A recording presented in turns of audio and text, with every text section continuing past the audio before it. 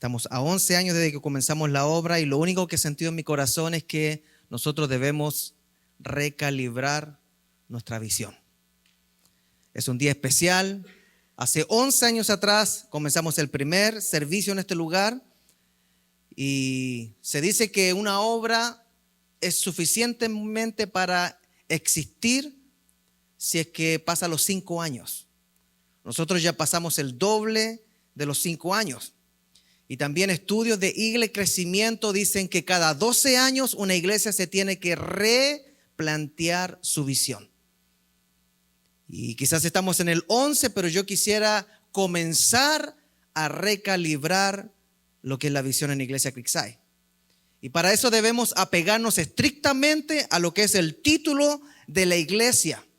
Y debemos preguntarnos, ¿quién estableció la iglesia? ¿De quién es la iglesia? ¿Cuál es la visión del dueño de la iglesia? El nombre correcto de cualquier iglesia cristiana debe ser Iglesia de Cristo.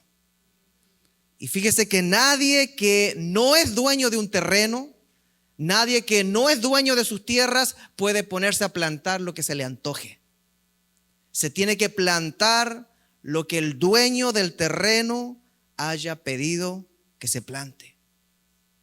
Por eso es importantísimo tener algunas cosas bien claras. Y es que las instrucciones del dueño de las tierras son las que nosotros debemos siempre tomar en consideración. Y si de repente pensamos que nosotros podemos decidir qué se planta en esa tierra, qué es lo que vamos a sembrar, a lo mejor es tiempo de arrepentirnos y volver a preguntar a las sendas antiguas cuál fue la última orden del dueño de la tierra que debiéramos plantar. Por eso el primer punto que quiero tratar es que la iglesia es la que continúa la obra de Cristo. La iglesia no está para inventar algo nuevo. La iglesia no está para traer una nueva forma de vivir ni una forma de entregarse. Es la continuación de lo que Jesús comenzó. Y fíjese que cuando Jesús iba a comenzar su ministerio, volvió a Nazaret y fue a la sinagoga y comenzó leyendo lo siguiente. Lucas 4:18. El Espíritu del Señor está sobre mí, por cuanto me ha ungido para dar buenas nuevas a los pobres. Me ha enviado a sanar a los quebrantados de corazón, a pregonar libertad a los cautivos y vista a los ciegos, a poner en libertad a los oprimidos y a predicar el año agradable del Señor. Amada iglesia, cada piloto de avión antes de despegar tiene que recibir su bitácora de vuelo. Y en la bitácora de vuelo se va a especificar la ruta y el destino. O sea, nadie puede ponerse a pilotear un avión, si es profesional, si no tiene la ruta de vuelo y el destino de ese avión. De la misma manera, este pasaje que acabamos de leer es la bitácora de vuelo inicial para la iglesia de Cristo. Este pasaje es considerado el manifiesto del reino y da comienzo y marca lo que es la visión y el ministerio de Jesús en la tierra. Jesús, al leer estas palabras, porque Jesús estaba haciendo referencia a Isaías 61. Él deja en claro que Él era el Mesías de cual se estaba hablando. Jesús, al leer estas palabras proféticas de Isaías 61, declara: yo soy a quien ustedes esperaban y hoy se cumple esto. Pero algo interesante que hizo Jesús y que no muchas veces se le presta atención es que Jesús omite la segunda parte del versículo 2 de Isaías 61. Jesús omite la parte que habla del día de la venganza. ¿Y por qué la omite? Porque antes del día de la venganza, antes del día del Señor, viene el tiempo de gracia.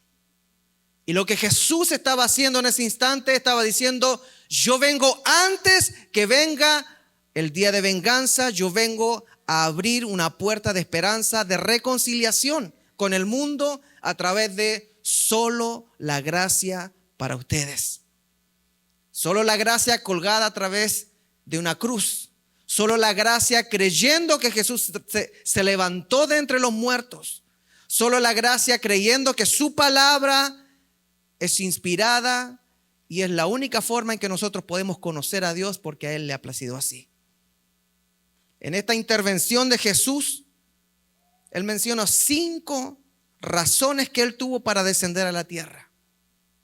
Y creo firmemente que si la iglesia moderna sigue siendo la extensión de la visión de Jesús, estas 5 razones deberían ser la razón de su existencia. Por eso hoy quiero comenzar a analizar estas razones que entrega Jesús mismo, por las cuales Él vino. Y lo primero que Él dijo fue: el Espíritu del Señor está sobre mí. Ahí parte todo. El primer chequeo que debe hacer la iglesia de Cristo es mirar entonces si hay evidencias de que el Espíritu del Señor está en nosotros. La pregunta sería: ¿y cómo podemos saber? ¿Cómo podemos darnos cuenta si el Espíritu del Señor está sobre mí y está sobre esta iglesia? Hechos 1:8 dice: pero recibiréis poder cuando haya venido sobre vosotros el Espíritu Santo. Y hace una introducción a una responsabilidad, a una consecuencia, a una evidencia. Y me seréis testigos. Me seréis testigos en Jerusalén, me seréis testigos en Judea, me seréis testigos en Samaria y me seréis testigos hasta lo último de la tierra. Entonces, amada iglesia, la primera evidencia que nosotros debemos buscar en la iglesia y en nuestras vidas es saber si realmente nosotros estamos siendo testigos de Jesús. La primera evidencia que el Señor está con nosotros es ver si esa iglesia está hablando de Jesús, está oliendo a Jesús, está predicando a un Cristo resucitado. Hay una analogía moderna que dice que la iglesia debe tener a Jesús mismo en su ADN, cosa que cuando estornude la iglesia, empape a todos con el ADN de Cristo. Ese es un achú celestial. La primera pregunta entonces que debemos hacernos como iglesia: ¿está la presencia del Señor palpable en este lugar?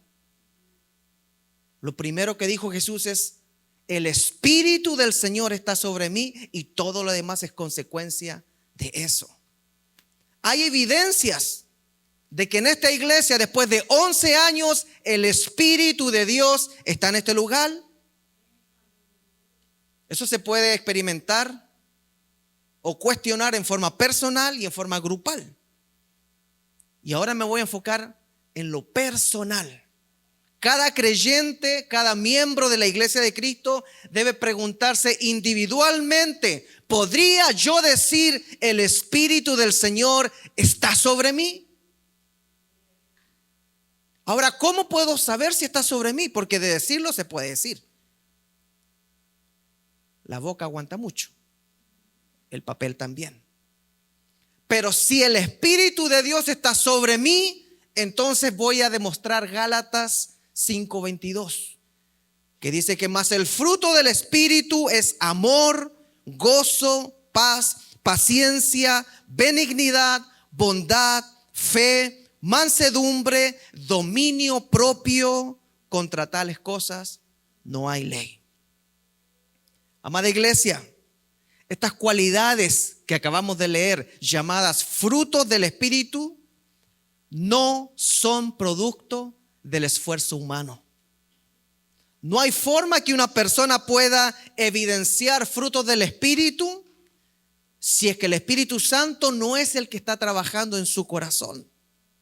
Es decir, si no es un creyente que ha decidido seguir a Cristo y no vuelve atrás y no vuelve atrás. Yo quiero preguntarle, ¿usted ha decidido seguir a Cristo? ¿Podría cantarlo conmigo antes de seguir? A ver, a la one, a la two, a la three. He decidido seguir a Cristo. He decidido seguir a Cristo. He decidido seguir a Cristo. No vuelvo atrás, no vuelvo atrás. Y le agregamos, la cruz está ante mí y el mundo atrás quedó. La cruz está ante mí y el mundo atrás quedó. La cruz está ante mí y el mundo atrás quedó. No vuelvo atrás, no vuelvo atrás. Si eso es verdad, entonces podemos decir que nosotros como iglesia y como personas somos realmente la extensión del trabajo que vino a hacer Jesús aquí en la ciudad de Bellevue, Redmond. ¿Está el Espíritu del Señor sobre mí, evidenciando amor, gozo, paz, paciencia, benignidad, bondad, fe, mansedumbre y dominio propio? ¿Vale la pena ponerse a celebrar 11 años y ponerse a zapatear y ponerse a comer y a saltar si nosotros no tenemos los frutos del Espíritu todavía? ¿No sería de preocuparse si después de 11 años no he llegado a entender que para que el Espíritu del Señor esté sobre mí, entonces debo ser una persona amorosa? Entonces debo ser una persona gozosa.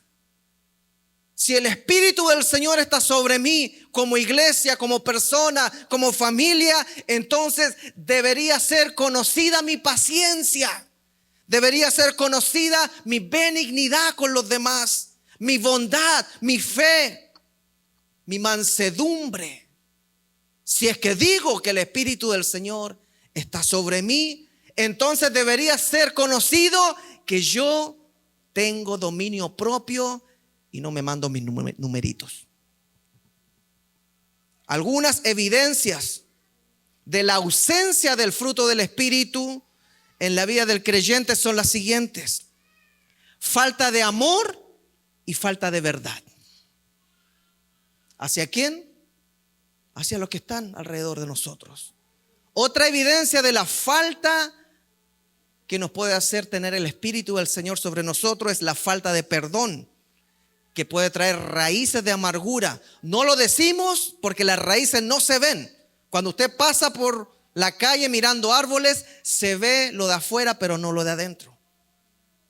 Otra evidencia que el Espíritu del Señor quizás no esté con nosotros como pensamos es que falta la paz.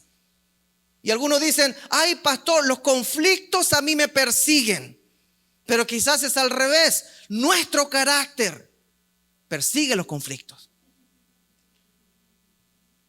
Otra evidencia de que el Espíritu del Señor probablemente no está sobre su iglesia y no está sobre nuestra vida si es que vivimos practicando el pecado. Por eso 1 Corintios 6:9 dice, ¿no saben que los injustos no heredarán el reino de Dios? No se dejen engañar, le dice a la iglesia en Corinto. Ni los inmorales sexuales, ni los idólatras, ni los adúlteros, ni los sodomitas, ni los homosexuales, ni los ladrones, ni los avaros, ni los borrachos, ni los calumniadores, ni los estafadores heredarán el reino de Dios. ¿Puede entonces un hombre carnal decir, el Espíritu de Dios está sobre mí? ¿Puede una iglesia carnal ponerse a celebrar 11 años, irse de pachanga y pretender que el Espíritu de Dios esté sobre ella? Amada iglesia, la evidencia más clara de que el Espíritu del Señor no está en una persona es la falta de arrepentimiento. Por eso hoy en día vemos muchas iglesias defendiendo lo que Dios llama pecado. Y lo lamentable de esto es que igual como lo hizo Satanás al intentar argumentar allá en el cielo, aquí muchas iglesias intentan argumentar utilizando la palabra de Dios para que no se vea, no se evidencie y no se exponga la falta de arrepentimiento de un creyente.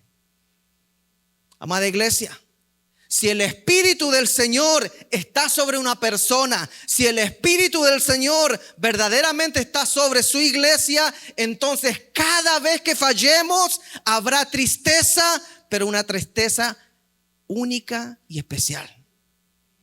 Es una tristeza que proviene de Dios. No es una tristeza de remordimiento de borracho de día lunes, que llega el viernes y otra vez se va, sino que es una tristeza que produce arrepentimiento y lleva a la salvación del alma. Segunda de Corintios 7:10 aclara algo importante. La tristeza que proviene de Dios produce el arrepentimiento que lleva a la salvación, de la cual no hay que arrepentirse. Mientras que la tristeza, hay otro tipo de tristeza, ¿no? Mientras que la tristeza del mundo produce muerte. Hoy en día, amada iglesia, hay muchas iglesias y lugares donde hay tristeza, pero es tristeza porque no se les da el gusto. Y esa es una tristeza del mundo que no produce salvación. La pregunta sería, ¿está el Espíritu del Señor sobre ti? ¿Está el Espíritu del Señor sobre mí? ¿Está el Espíritu del Señor verdaderamente en esta iglesia? ¿Y por qué es tan grande esta pregunta? Ay, pastor, yo pensé que iba a desarrollar un gran mensaje de todos esos versículos que leímos. Yo pensé que iba a ser una clase de exegética. Pero la pregunta es sencillita. ¿Está el Espíritu de Dios sobre usted? ¿Está el Espíritu de Dios sobre mí? ¿Está el Espíritu de Dios sobre la iglesia? Ay, ¿por qué es tan importante esa pregunta, pastor? Porque si el Espíritu del Señor no está sobre nosotros, no tiene sentido seguir leyendo el resto. Si el Espíritu del Señor no está sobre nosotros, eso significa que todavía no hemos sido ungidos para dar buenas nuevas, no hemos sido ungidos para sanar al quebrantado de corazón. Si el Espíritu de Dios no está sobre nosotros, significa que todavía no hemos sido ungidos para dar libertad a los cautivos, para dar vista a los ciegos, para poner en libertad a los oprimidos. Y si el Espíritu del Señor no está sobre su iglesia, significa que en vano estamos proclamando el año agradable del Señor. Ay, pastor, yo venía a comer carne asada hoy día. En la iglesia moderna todavía es pan de todos los meses ver que un hermanito divide una iglesia. Un hermanito divide la iglesia de Cristo y se lleva a otros hermanitos. Y pretende comenzar su propio recorrido. Y eso lo único que deja en evidencia es que el Espíritu del Señor no está sobre la división. Y es más, el espíritu de división es más antiguo que el hilo negro, ya que comenzó con Lucifer en el cielo, que no había sido ungido para dar buenas nuevas, que no había sido ungido para sanar a los quebrantados de corazón, libertar a los cautivos, dar vista a los ciegos, libertar a los oprimidos y predicar el año agradable del Señor, sino que cuando comenzó el protagonismo, lo único que quería era subirse, estar arriba. ¿De dónde viene ese espíritu de división que muchas veces suplanta una supuesta unción? Isaías 14:13. Tú que decías en tu corazón, subiré al cielo en lo alto, junto a las estrellas de Dios. Levantaré mi trono y en el monte del testimonio me sentaré. A los lados del norte, sobre las alturas de las nubes subiré y seré semejante al Altísimo. Mas tú derribado eres hasta el Seol, a los lados del abismo. Amada iglesia, todo el que escucha este mensaje debe entender que lo primero que hizo Jesús al comenzar su ministerio era dejar en claro una necesidad. ¿Y cuál es esa necesidad? Que el Espíritu del Señor debe estar sobre uno. Él dijo, el Espíritu del Señor está sobre mí, y por consecuencia comenzó a decir, me ha ungido para, y ahí empieza la lista. Entonces esto me da a entender que si queremos ser la extensión del trabajo de Dios aquí en la tierra, debemos comenzar siendo ungidos. Debemos comenzar pudiendo decir, yo sé que el Espíritu de Dios está sobre mí. Debemos comenzar, al igual que sus discípulos, entender que existe un bautismo del Espíritu Santo. ¿De qué sirve tener templo propio? ¿De qué sirve tener una iglesia más grande si el Espíritu del Señor no está sobre nosotros? ¿De qué sirve cantar como pajaritos? ¿De qué sirve cantar con tanta tecnología, tan armoniosos? ¿De qué sirve montar un show tan espectacular si el Espíritu de Dios no está con nosotros y si no hemos sido ungidos para? ¿De qué nos sirve ponernos tan bonitos los domingos si todavía no hemos sido ungidos con el Espíritu de Dios? ¿De qué sirve conocer la historia bíblica de Jesús si todavía el Espíritu de Dios no está sobre nosotros? ¿De qué sirve ser cristianos muy conservadores, legalistas quizás, formales, si el Espíritu del Señor no está sobre nosotros? ¿De qué nos sirve cantar y cantar y cantar en la iglesia si el Espíritu del Señor no vive dentro de nosotros? ¿De qué nos sirve presentar a nuestros hijos en la iglesia si el Espíritu del Señor no habita en nuestro hogar? ¿De qué nos sirve los papeles migratorios? ¿A poco, pastor? ¿De qué nos sirven los papeles migratorios si todavía no hemos sido ungidos por el poder del Espíritu de Dios y nuestro destino es la muerte espiritual eterna? ¿De qué nos sirve ganar el mundo entero como inmigrantes quizás, con el sueño americano, si el Espíritu del Señor no está con nosotros?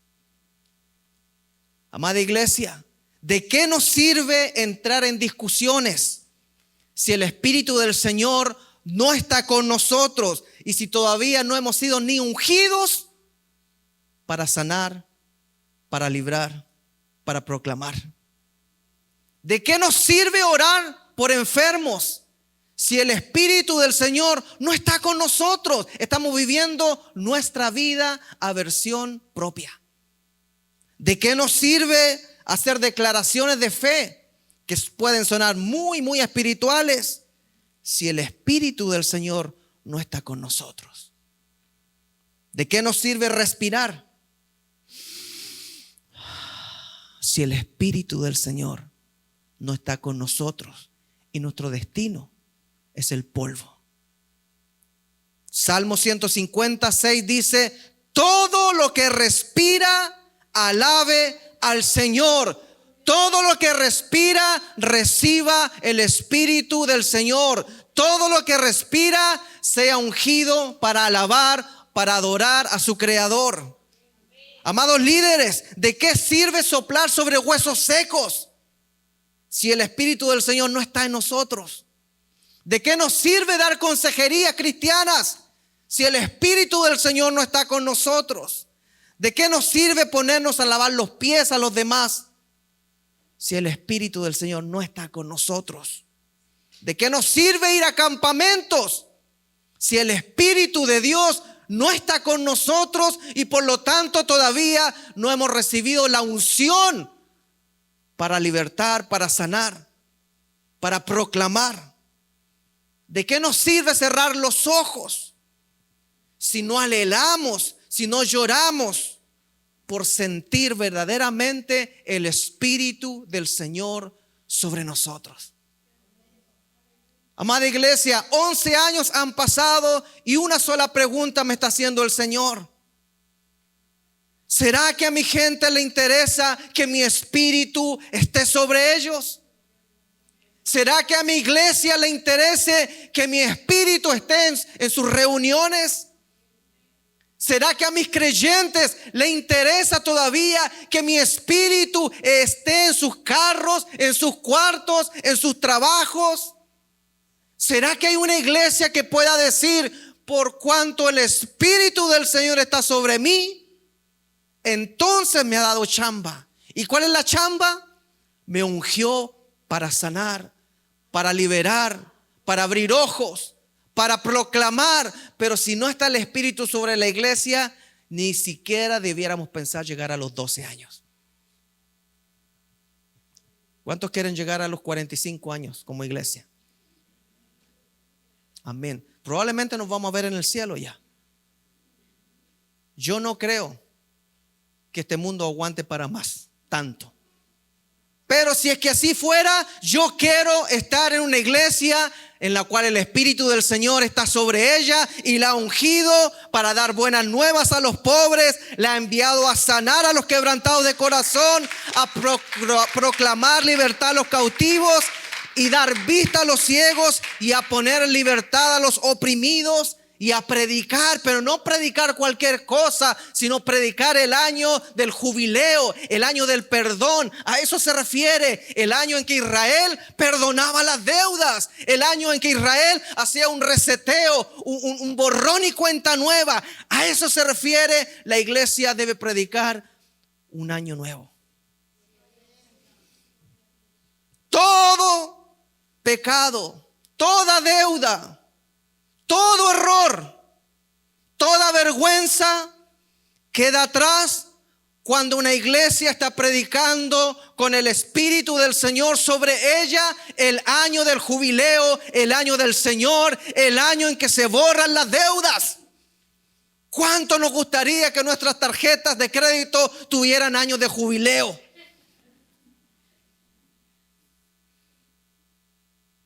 Pero Dios lo tiene. Este es el año número 11 en el que comienza a hacerse como primer pensamiento, como prioridad.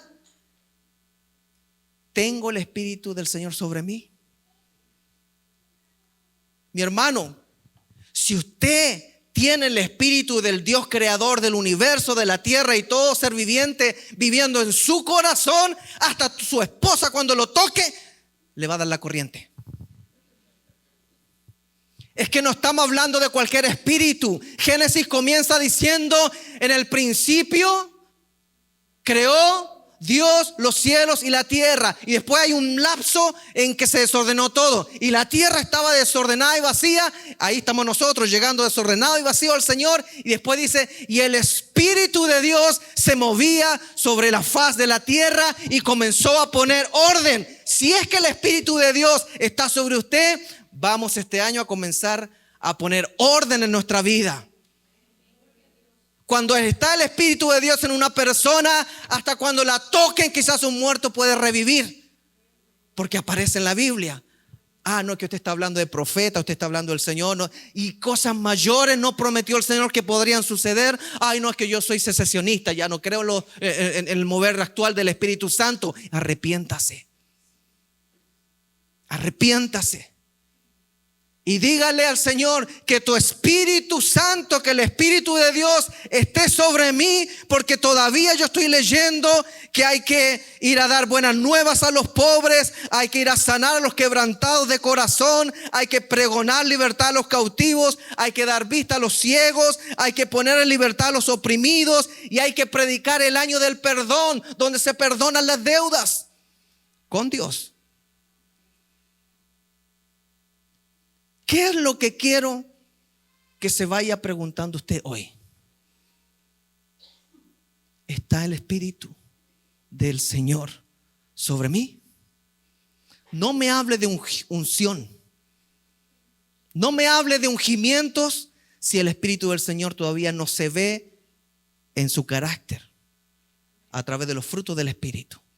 en su hogar, en el trato con su esposo, con su esposa, con sus hijos.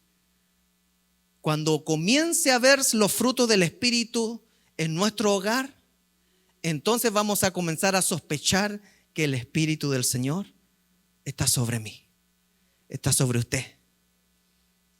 ¿A cuánto les interesa llegar al próximo año con esta pregunta 100% clara ya? Mi respuesta es: ¿cómo no va a estar el Espíritu del Señor si mira las maravillas que ha hecho? Solamente cuando el Espíritu del Señor está con su iglesia, nosotros podemos levantarnos con autoridad y ser testigos, porque tenemos el Espíritu Santo a favor de nosotros. No digo que vengan tiempos mejores, creo que vienen tiempos más maravillosos. No digo que no va a haber escasez, pero sí sé que la mano de Dios se va a notar. No digo que no van a venir ataques, pero sí sé que Dios va a estar con nosotros. Yo no digo que no nos toca sufrir, porque Jesús dijo: en este mundo tendréis aflicción. Lo que yo repito es lo que Él dijo: mas confiad que yo he vencido al mundo. Y si el Espíritu del Señor, y si el Espíritu de Dios, el Espíritu Santo, el Espíritu del Trino Dios está con nosotros, nuestros matrimonios van a comenzar a florecer. Nuestro hogar va a comenzar a florecer. Nuestra iglesia va a comenzar a florecer. No tenemos templo propio. Por último, si el Espíritu del Señor está con nosotros, nos vamos a hacer reuniones al parque de Bellevue. Y llevamos paraguas.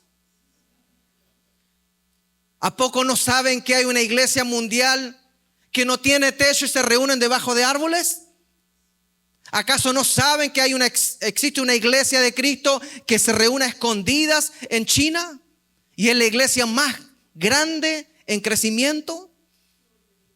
Cuando el Espíritu del Señor está sobre su iglesia, suceden cosas maravillosas. Cuando el Espíritu del Señor está sobre nosotros, vamos a entender por qué estoy sentado y aplaudiendo. Cuando el Espíritu del Señor realmente esté dentro de mí, voy a llegar a entender que en un par de años más voy a tener que descender a la tumba. Pero yo aferré a temprana edad mi destino, que es la resurrección como Él lo prometió. Él fue a preparar moradas para que nosotros estemos con Él. Quizás algunos piensan: no, que eso quizás va a ser más pronto de lo que te esperas. Un ataque al corazón puede ocurrir hoy. Hasta predicando, aleluya.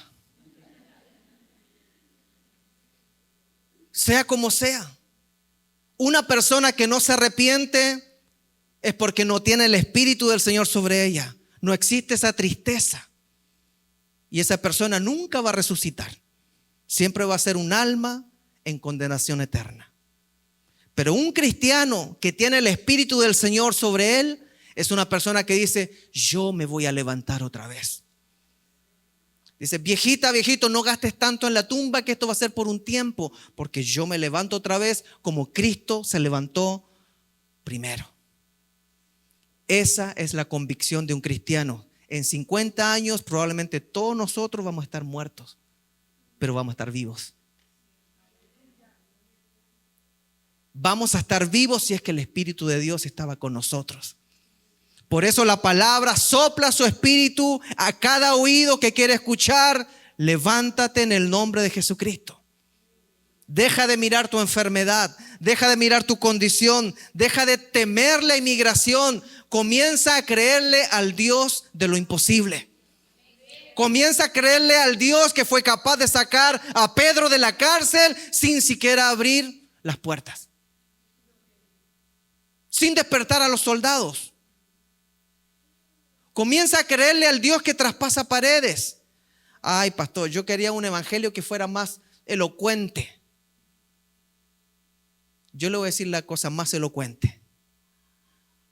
Porque de tal manera amó Dios al mundo, que para demostrarle ese amor, dio a su Hijo unigénito, para que todo aquel que en Él crea no se pierda, sino que vuelva a la vida a través de la resurrección. Pero el que no cree ya has sido condenado. ¿Cuántos de los que están aquí podrían decir, yo sé que el Espíritu del Señor está sobre mí? Si es así, amada hermana, si el Espíritu del Señor está sobre ti, te ha ungido para ser una esposa maravillosa. Quizás no lo estás siendo porque todavía no te das cuenta quién está dentro de ti. Si el Espíritu de Dios está dentro de ti, amado varón casado, es porque te ha ungido para ser un esposo bacán, chévere. Si el Espíritu de Dios está en el hogar, entonces hay unción para hacer muchas cosas. Si el Espíritu de Dios está sobre esta iglesia, entonces significa que esta iglesia está lista para ponerse de pie y ponerse a adorar y cantarle al Señor en este mismo instante.